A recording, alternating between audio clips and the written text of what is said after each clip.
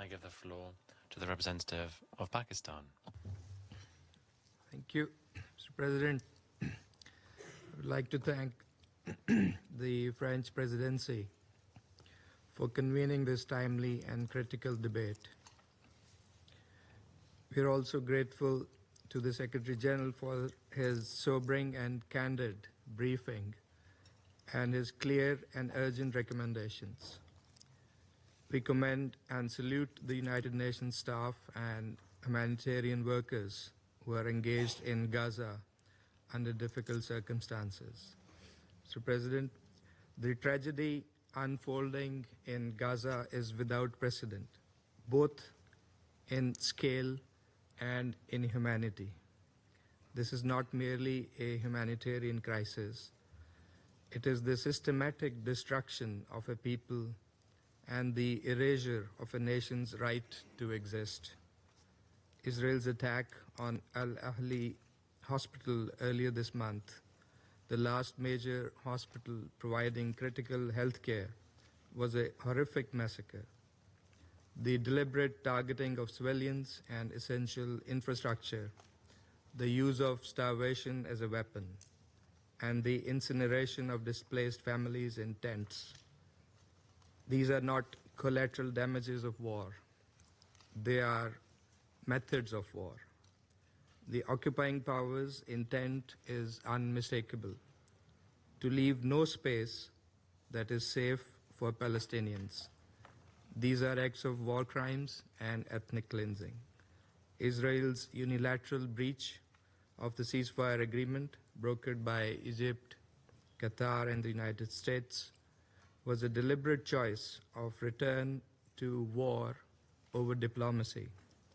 This assault on Gaza is killing civilians at 4 times the rate of previous conflicts.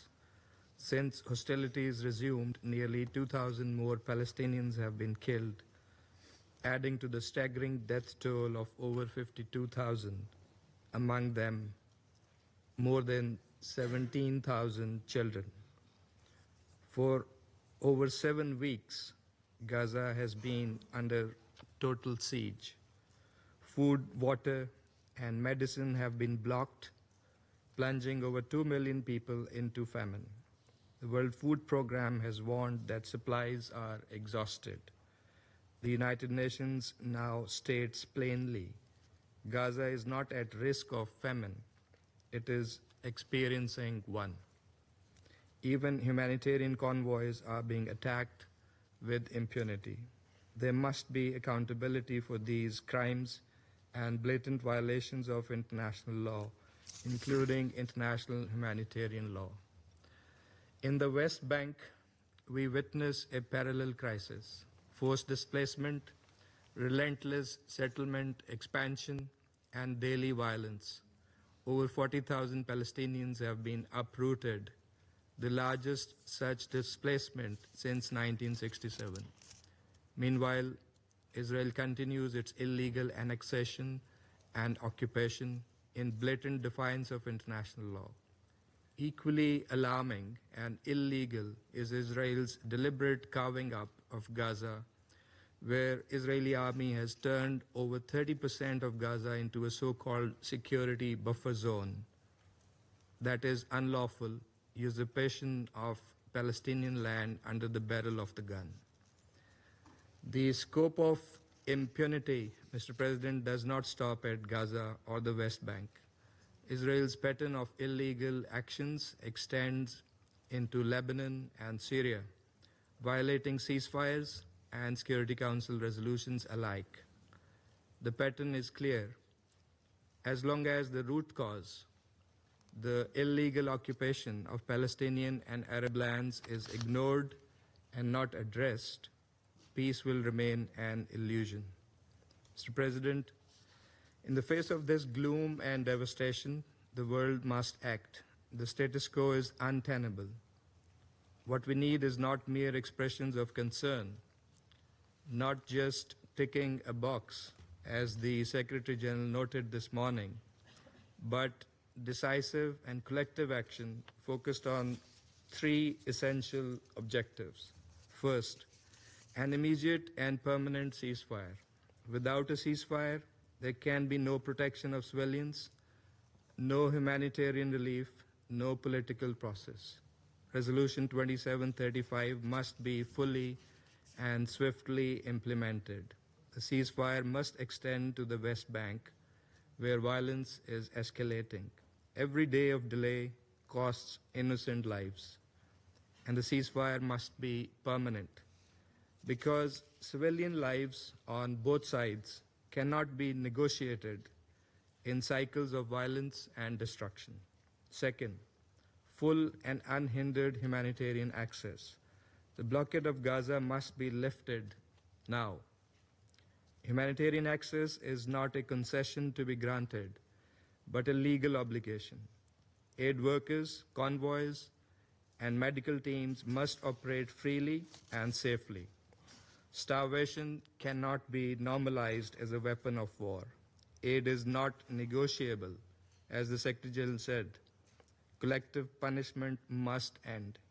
The international community must mobilize massive and sustained assistance to prevent total famine and begin the process of recovery and rebuilding shattered lives. The Gaza reconstruction plan must be fully and actively supported, and there must be no forced displacement of Gazans from their land. Third, a clear political horizon grounded in Palestinian statehood. Humanitarian relief addresses the symptom. It's only justice that can cure the disease, which is the occupation. History has shown us that ending the violence without ending the occupation will only invite future cycles of conflict. The Palestinian people deserve a credible and irreversible political path forward towards a sovereign, independent, and contiguous and viable state of Palestine based on the 1967 borders with Al-Quds al-Sharif as its capital. In this context, the upcoming June conference on realization of the two-state solution, co-chaired by France and Saudi Arabia, is a vital opportunity. It must deliver tangible outcomes, a timeline for Palestinian statehood, a freeze and reversal of settlement expansion, concrete measures to protect civilians and holy sites, and full, equal, and rightful membership of Palestine in the United Nations. Pakistan calls on the international community to ensure the success of this conference. Let us make it a turning point, not another missed opportunity. Mr. President, Foreign Minister, Pakistan firmly believes that sustainable peace in the Middle East cannot be built on the normalization of occupation. The world must come to terms with this reality. 75 years of failure have shown one immutable truth. Peace cannot coexist with occupation. Justice cannot thrive under apartheid. And stability cannot take root where millions remain stateless. The world knows what must be done, and I believe this Council itself knows what is the ultimate path to peace. Having endorsed the framework for pacific settlement of the Palestinian question in its various resolutions over the years, the only question that remains is whether there is the necessary will to do so. As echoed during yesterday's debate on refugees, there is an urgent imperative to address the root causes of conflicts. Around this table, there was a unanimous call yesterday for the Council to do more, not only to respond to crises, but to prevent them and to promote peaceful, just, and lasting settlements of ongoing and protracted conflicts, particularly those involving foreign occupation. Let us work together to realize that objective and to uphold the promise of the UN Charter and international law for all peoples. I thank you. Je remercie le représentant. I thank the representative of Pakistan.